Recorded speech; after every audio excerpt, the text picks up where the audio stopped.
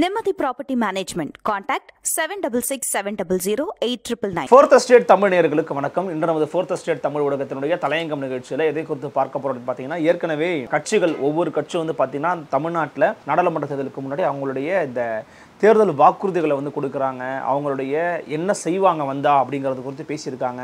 நம்ம அதை வந்து திமுக என்ன சொல்லியிருக்கிறாங்க அப்படிங்கிறது எக்ஸ்போர்ட் ஒப்பீனியன் நம்ம போட்டிருந்தோம். அதே போல் விடுதலை சிறுத்தைகள் கட்சி வந்து பார்த்தீங்கன்னா சிறுகனூரில் போட்ட கூட்டத்திலேயே அவங்களுடைய மாநாட்டு தீர்மானங்களை வந்து வாக்குறுதியாக கொடுத்துருந்தாங்க. அது என்னென்ன அப்படிங்கிறத டீகோட் பண்ணி பேசியிருப்போம். அந்த அடிப்படையில் அந்த வரிசையில் இன்றைக்கி நம்ம வந்து இன்றைக்கு தன்னுடைய கட்சியினுடைய சின்னம் என்ன அப்படிங்கிறத அறிவித்திருக்கிறார் திரு சீமான் அவர்கள். அதே போல் அவங்க கட்சியினுடைய வரைவையும் வந்து வெளியிட்டிருக்கிறாங்க. நாடாளுமன்ற தேர்தல் வரைவு அப்படின்னு ஒரு புத்தகம் கொடுத்துருக்காங்க. செய்தி சேகரிக்க சென்ற எல்லா செய்தியாளர்களுக்கும் அது கொடுத்துருக்காங்க. அந்த அடிப்படையில் அதில் இருக்கக்கூடிய முக்கியமான விஷயங்கள் என்ன, ரொம்ப நுணுக்கமாக பார்க்கப்பட வேண்டிய விஷயங்கள் என்ன அப்படிங்கிறது குறித்து தான் நிகழ்ச்சியில் பார்க்க போகிறோம். வாங்க நிகழ்ச்சிக்குள்ளே பயணிக்கலாம். இது உங்கள் ஃபோர்த் எஸ்டேட் தமிழ் வழங்கும் தலையங்கம் நிகழ்ச்சி. இவங்களுடைய நாடாளுமன்ற தேர்தல் வரைவு வந்து பார்த்தீங்கன்னா தலைப்பே அதை தான் கொடுத்துருக்குறாங்க. நாடாளுமன்ற தேர்தல் வரைவு அப்படின்னு தான் சொல்லியிருக்கிறாங்க, தவிர வாக்குறுதி அந்த மாதிரிலாம் எதுவும் இல்லை. துவக்கத்திலேயே வந்து நமது சின்னம் ஒளி வாங்கி அப்படின்னு சொல்லி போட்டிருக்கிறாங்க. எடுத்த உடனே முதல் பக்கத்து திருவள்ளுவர் படத்தோடு அது ஆரம்பிக்குது. உள்ளடக்கத்திலே வந்து எதை குறித்தெல்லாம் பேசியிருக்கிறோம் அப்படிங்கிறத சொல்கிறாங்க. வெகு காலமாக நாம் தமிழர் கட்சி முன்வைத்து வரக்கூடிய விஷயங்கள் வந்து பார்த்தீங்கன்னா தொடர்ந்து பாஜகவும் காங்கிரஸும் வெவ்வேறு அல்ல அப்படிங்கிறதே முதல்ல சொல்லிட்டாங்க. என்ன காரணம்னா அவங்களுடைய தேர்தல் நிலைப்பாடு அப்படிங்கிறது இவங்க ரெண்டு பேரையும் ஆதரிப்பது கிடையாது அப்படின்னு நிறைய முறை சொல்லியிருக்கிறாங்க. ஸோ அந்த அதை பற்றி பேசியிருக்கிறாங்க. அதே போல் மாநில உரிமைகளை அடகு வைத்த திமுக அதிமுக அப்படிங்கிறதையும் பேசியிருக்கிறாங்க. அது மட்டும் இல்லாமல் நாடாளுமன்றத்தில் நாம் தமிழர் போனால் என்ன செய்வாங்க, என்ன பேசுவாங்க அப்படிங்கிறதையும், அடிப்படை அமைப்பு அரசியல் மாற்றம் அப்படிங்கிற தலைப்பில் இருக்குது. அதே போல் தன்னாட்சியும் கூட்டாட்சியும் அப்படிங்கிறது தலைப்பு இருக்கிறது. ஆறாவது தலைப்பாக வந்து பார்த்தீங்கன்னா ரொம்ப குறிப்பிட்டு பார்க்கலாம், மக்களாட்சிக்கு எதிரானவை அப்படின்னு ஒரு தலைப்பை போட்டு அந்த தலைப்பின் கீழாக குடியரசுத் தலைவர், மாநிலங்களவை சீர்திருத்தம், ஆளுநர், சட்டப்பிரிவு 356 நீக்கம், தொகுதி மறுசீரமைப்பு, இது எல்லாமே வந்து பார்த்திங்கன்னா மக்களாட்சிக்கு எதிரானவை அப்படின்னு சொல்லி போட்டிருக்கிறாங்க. ஸோ மக்களாட்சிக்கு எதிரானவைன்னு சொல்லும்போது நம்ம என்ன பேசியிருக்காங்கிறது கொஞ்சம் டீட்டெயிலாக பார்த்துடலாம். மக்களால் தேர்வு செய்யப்படக்கூடிய ஒருவர் மீண்டும் மக்களை சென்று தான் வெற்றி பெற வேண்டும் என்ற தேவை இருக்கிற வரையில் தான் அவர் மக்களின் நலனுக்காக செயலாற்றுவார். எனவே குடியரசுத் தலைவர் மக்களால் நேரடியாக தேர்தல் வழியே தேர்ந்தெடுக்கப்பட வேண்டும் அப்படின்னு வந்து கேட்டிருக்கிறாங்க. எவ்வளவு தூரம் சாத்தியம் அப்படிங்கிறது தெரியல. ஏன்னா குடியரசுத் தலைவர் அப்படிங்கிற பதவி, அதற்கான தேர்தல் முறை என்ன அப்படிங்கிறது ஏற்கனவே சட்டத்தில் இருக்கக்கூடிய ஒரு விஷயமா இருக்கிறது. இவர் அது முற்று முழுதுமாக வந்து நிராகரிக்கக்கூடிய ஒரு ஸ்டேட்மெண்ட் வந்து கொடுத்துருக்குறாங்க. அதே போல் மாநிலங்களவையில் சீர்திருத்தம் செய்யணும் அப்படிங்கிறத குறித்து பேசியிருக்கிறாங்க. மக்களவை தேர்தலில் போட்டியிட்டால் தோற்று விடுவோம் என கருதுபவர்கள் தான் சார்ந்த கட்சிக்கு தனது மாநிலத்திலோ பிற மாநிலங்களிலோ இருக்கும் சட்டமன்ற உறுப்பினர்கள் எண்ணிக்கையை கொண்டு மாநிலங்களவை உறுப்பினர்களாக தேர்ந்தெடுக்கப்படுகின்ற முறைமை நடைமுறையில் உள்ளது. அவ்வாறு மாநிலங்களவை உறுப்பினரானவர்கள் ஒருபோதும் இந்திய ஒன்றிய அமைச்சரவையிலும் மக்கள் மீது நேரடியாக ஆளுகை செலுத்தும் எந்த பதவியிலும் பொறுப்பமர்த்தப்படக்கூடாது என்பது நாம் தமிழர் கட்சியின் கொள்கை முடிவுன்னு சொல்கிறாங்க. அதாவது தட் மீன்ஸ் நீங்கள் ராஜ்யசபா எம்பியாக ஆனீங்கன்னா கூட உங்களால் வந்து மினிஸ்டராக மாற முடியும். ஸோ அந்த முறையை தான் அவங்க வந்து எதிர்க்கிறேன் அப்படிங்கிற இதில் வந்து பேசியிருக்காங்க. ஏன்னா மக்கள் டைரெக்டாக வந்து அவங்களுக்கு கனெக்ட் ஆகிறாங்க அப்படிங்கிறதுனால வந்து சொல்கிறாங்க. அதே போல் ஒன்றிய அரசு அதிகாரத்தில் இருக்கும் கட்சி ஆளாத மாநிலங்களில் அவர்களின் ஒற்றராக பணியமர்த்தப்படுபவர் தான் ஆளுநர் அப்படின்னு சொல்லி மிக கடுமையாக ஆளுநருக்கு எதிராக ஒரு ஸ்டேட்மெண்ட்டையும் பேசியிருக்கிறாங்க. ஸோ ஆளுநர் பதவி அப்படிங்கிறது மாநிலங்களை கண்காணிப்பதற்கான வெள்ளையர் ஆட்சியில் கொண்டு வரப்பட்ட ஒரு கண்காணி பதவி.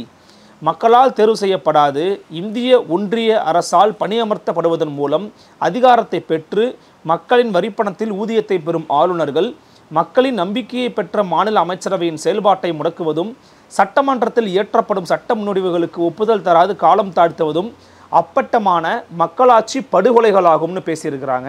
எனவே ஆளுநர் பதவியை முழுமையாக நீக்கம் செய்ய சட்ட திருத்தம் மேற்கொள்ளணும் அப்படிங்கிற ஒரு கோரிக்கையை முன் வச்சிருக்கிறாங்க.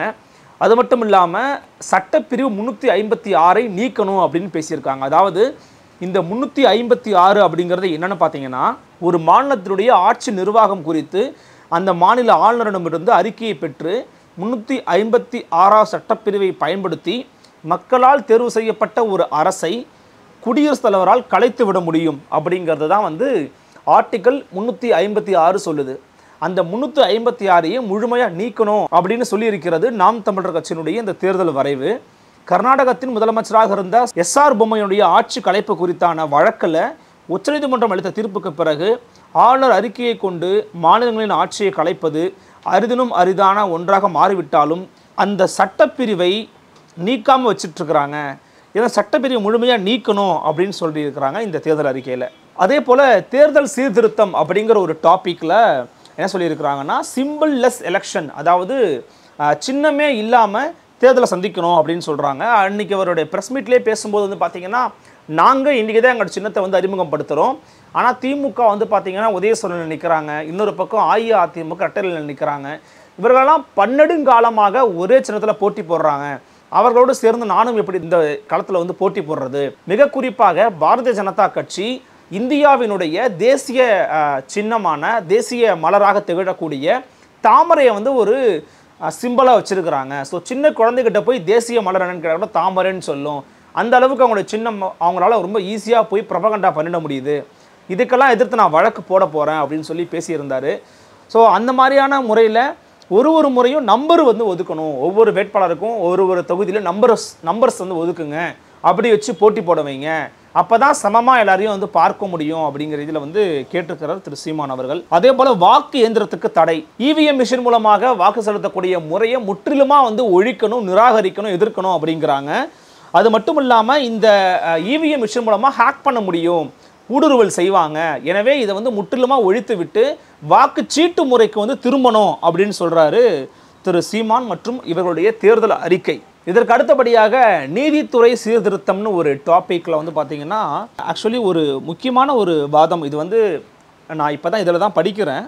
மண்ணின் மைந்தர்களே நீதி அரசர்கள் அப்படின்னு சொல்லி ஒரு இடத்துல பேசியிருக்காங்க. மாநில உயர்நீதிமன்றங்களில் நீதி அரசர்களாக வேறு மாநிலங்களைச் சேர்ந்தவர்கள் பணியமர்த்தப்படுவதை நாம் தமிழர் கட்சி வன்மையாக எதிர்க்கின்றது. மாநிலங்களில் ஏற்படும் சிக்கல்கள் குறித்து முடிவெடுக்க பிற மாநிலங்களில் இருந்து வருகின்ற தலைமை நீதியரசர்களுக்கு தெரிவதற்கு வாய்ப்பு குறைவு. அம்மாநிலத்தினுடைய மொழி, பண்பாடு, வரலாறு, வாழ்வியல் உள்ளிட்டவை குறித்த போதிய பட்டறிவு அந்த நீதியரசர்களுக்கு இருப்பது கடினம். எனவே அந்தந்த மாநில அரசின் தலைமை நீதியரசர்களாக அந்தந்த மண்ணின் மைந்தர்களையே பணியமர்த்தும் வகையான சட்ட திருத்தத்தை ஏற்படுத்த நாம் தமிழர் கட்சி பாடுபடும்னு பேசுகிறாங்க.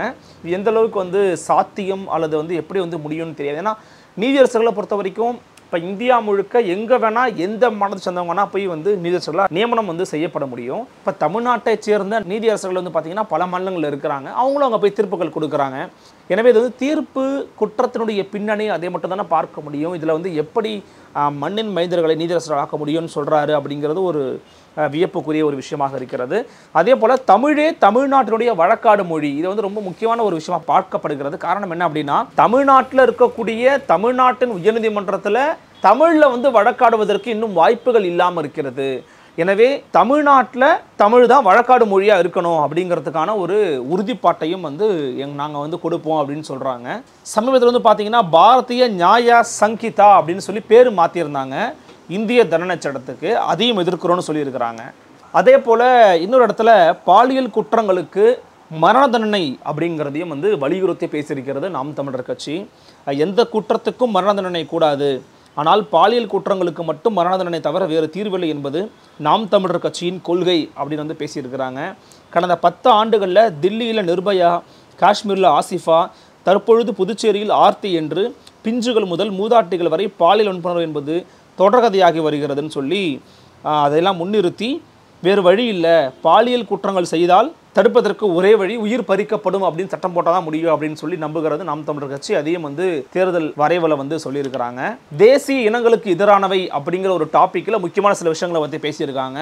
பல மொழிகள் என்றால் இந்தியா ஒரே நாடாக இருக்கும், ஒரே மொழி என்றால் இங்கு பல நாடுகள் பிறக்கும் அப்படின்னு வந்து திரு சீமான் அவர்கள் பேசிய அந்த மேற்கோளையும் வந்து இங்கே பதிவு பண்ணி, இந்தியாவினுடைய தேசிய மொழி போல இந்தியை முன்னிறுத்துவதும் சமஸ்கிருதத்தை தூக்கி பிடிப்பதுமான போக்குகள் ஏற்புடையது அல்ல அப்படின்ற கருத்தை வந்து பெரிதாக காட்டியும், காஷ்மீர் பிரிவு 370 நீக்கம் அப்படிங்கிறத வந்து பின்வாங்கணும்னு சொல்லியிருக்கிறாரு. ஸோ ரிஸ்டோர் ஆர்டிகல் 370 அப்படிங்கிறதையும் வந்து பேசியிருக்காரு.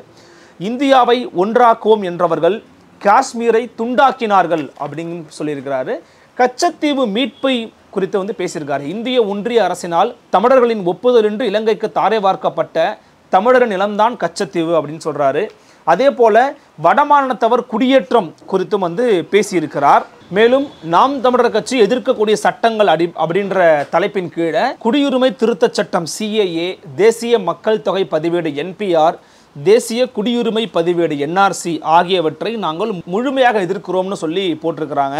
அதே போல தேசிய புலனாய்வு முகமை திருத்த சட்டம் NIAவையும் நாங்கள் எதிர்க்கிறோம் அப்படின்னு சொல்றாங்க. முத்தலாக் தடை சட்டம் அதையும் நாங்கள் எதிர்க்கிறோம்.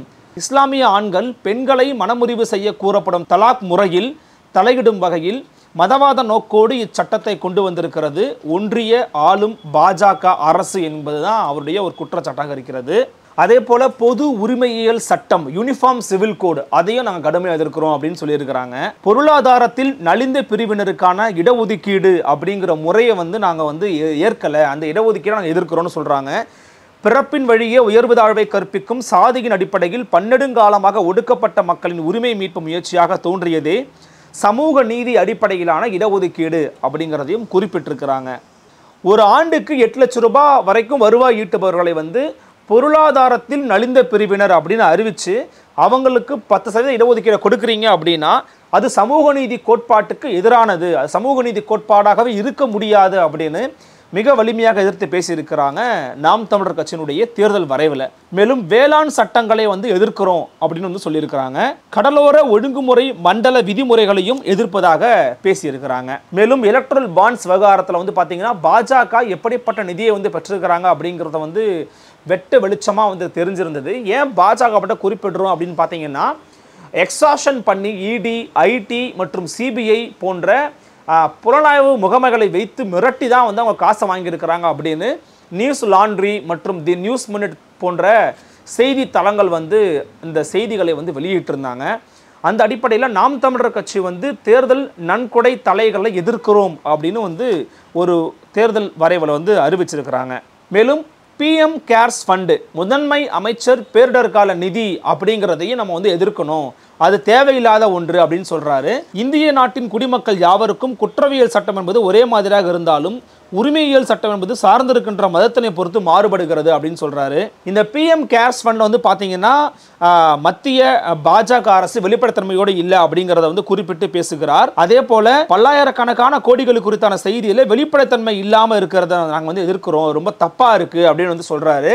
இதை குறித்த தகவல்களை பொதுவெளியில வெளிக்கொண்டு நடவடிக்கை நாங்கள் முன்னெடுப்போம் அப்படின்னு பேசியிருக்காரு. அதே போல அக்னிபாத்னு ஒரு ஸ்கீமை கொண்டு வந்திருந்தாங்க.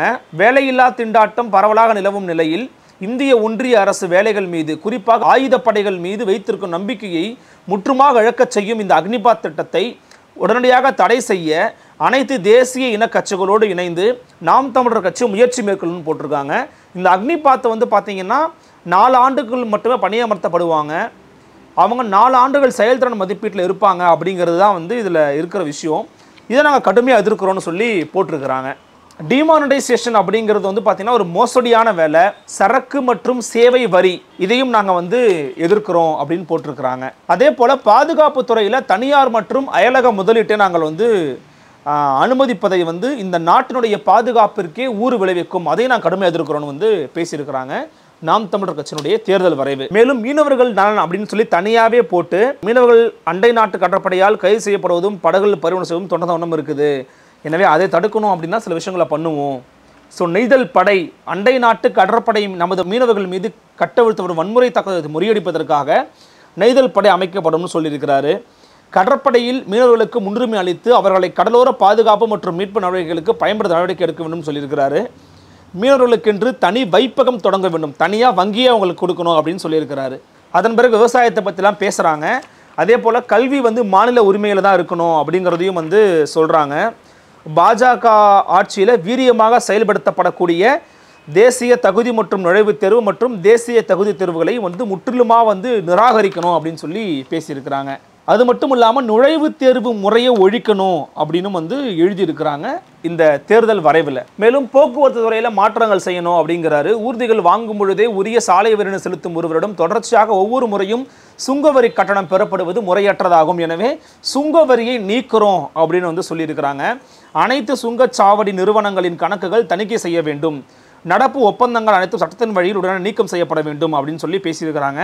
ஆக்சுவலி இது நிறைய கட்சிகள் குறிப்பாக திமுகவும் தன்னுடைய தேர்தல் இருக்கையில் சொல்லக்கூடிய ஒரு விஷயமாக இதை பார்க்கப்பட வேண்டியதாக இருக்கிறது. அதே போல் தென்னக தொடர்வண்டித்துறையில் தமிழ்நாட்டினுடைய காலி பணியிடங்களில் தமிழர்களுக்கு தான் 90% ரிசர்வேஷன் கொடுக்கணும், அவங்கள இடஒதுக்கீடு அவங்களுக்கு தான் பணியமர்த்தணும்னு சொல்லி போட்டிருக்கிறாங்க. மாற்று மின்பெருக்கம் குறித்து பேசியிருக்காங்க. பேரழிவு திட்டங்கள் குறித்து பேசியிருக்காங்க. இந்த ஹைட்ரோ கார்பன் அந்த மாதிரியான விஷயங்கள் குறித்து பேசியிருக்காங்க. மேலும் அதானி துறைமுக விரிவாக்க எதிர்ப்பு, சாகரமாலை திட்டத்தை எதிர்ப்பது, கூடங்குளம் அணு நிலையத்தை எதிர்ப்பது, கல்பாக்கம் ஈரோடு எதிர்ப்பது, கேரள மருத்துவ கழிவுகளை இங்கே கொட்டிட்டு போகிறாங்க, அதை எதிர்க்கிறோம், கனிம வள கொள்ளை எதிர்க்கிறோம் அப்படின்னு பேசியிருக்காங்க. 8 வழிச்சாலை எதிர்க்கிறோன்னு பேசியிருக்காங்க. காலநிலை மாற்றம் குறித்தும் இந்த தேர்தல் அறிக்கையில் பேசப்பட்டிருக்கிறது. இறுதியாக ஈழத்தை குறித்தும் பேசியிருக்காங்க. மேலும் புலிகள் மீதான தடையை நீக்குவதற்கான வேலைகளை நாங்கள் செய்வோம் அப்படின்னு சொல்லி முடிச்சிருக்கிறாங்க. இறுதியாக 70 விடுதலை, அதற்கான முழு விடுதலை வாங்கி தருவோம்னு சொல்லியிருக்கிறாங்க. நம்மாழ்வாருடைய படத்தோட இந்த அறிக்கையானது முற்று பெறுகிறது. இப்படியாகத்தான் அமைந்திருக்கிறது நாம் தமிழர் கட்சியினுடைய இந்த நாடாளுமன்ற தேர்தல் வரைவு அப்படிங்கிறது. நிறைய விஷயங்களை குறித்து பேசியிருக்காங்க. கிட்டத்தட்ட இதில் பேசின எல்லா விஷயங்களையுமே பார்த்தீங்கன்னா திரு சீமான் அவர்கள் மேடையில் பல இடங்களில் பேசின ஒரு கருத்துக்களுடைய ஒரு தொகுப்பாக இருக்கிறது. அவர்களுடைய இந்த 2024ஆம் ஆண்டு தேர்தல் அறிக்கை மீதான உங்களுடைய கருத்துக்கள் என்னங்கிறது உங்கள் கமெண்ட் செக்ஷனில் பதிவு பண்ணுங்கள். மற்றொரு தலையங்கம் நிகழ்ச்சியில் மற்றொரு செய்தியோடு சந்திக்கிறேன். நன்றி, வணக்கம்.